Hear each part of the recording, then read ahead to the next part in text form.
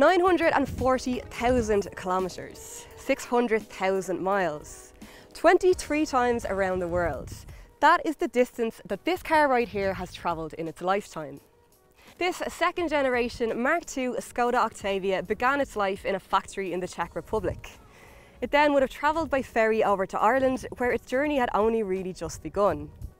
Spending most of its life as a taxi, over the last 11 years, this car has travelled the length and breadth of the country more times than you could count.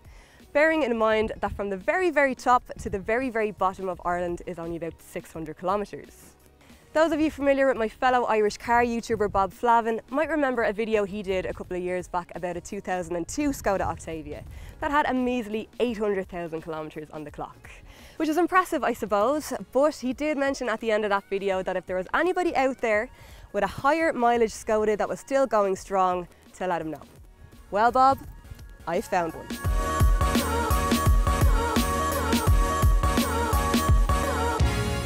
So 940,000 clicks on the clock and still going strong.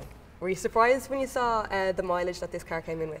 I was indeed. We've never seen a car with this much mileage on it before, and it needed so little on it to get it to pass an NCT. That was the biggest surprise of all. Really? So what exactly did you need to do to get it through the NCT? Just to get it to pass the NCT, we had to replace a couple of suspension bushings on it and a gearbox bushing. But apart from that, the rest of it was just serviceable items, such as bulbs and tyres on the car. So what's the secret to getting your car to last almost 1 million kilometres, do you think? Well, the main thing to do is to bring it into a Skoda dealership. We have the expertise here, we have the genuine parts, and we have the correct oil to use for the engine.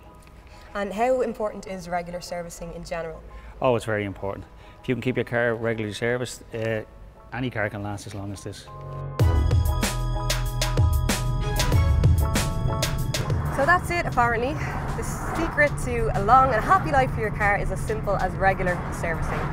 Now, this is an 11-year-old car, so there are a couple of things missing that we've come to expect from more modern cars. For example, there's no touchscreen, there's no steering wheel mounted controls, and there's no Bluetooth audio streaming. But bear in mind that when this car was born back in 2007, nobody really had a smartphone, and Spotify wasn't to arrive for another year.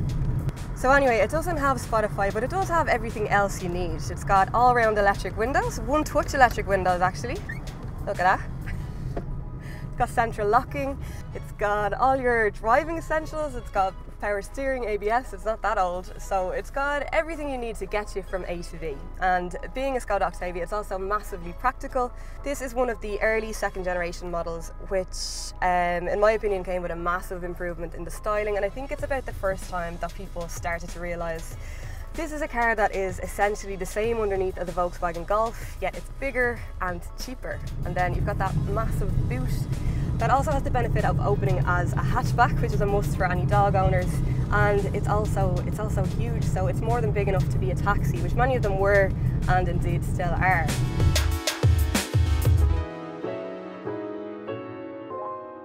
We live in a world where everything has become disposable, even cars, with most people changing every 6 years or so, having done nowhere near the mileage that this one has.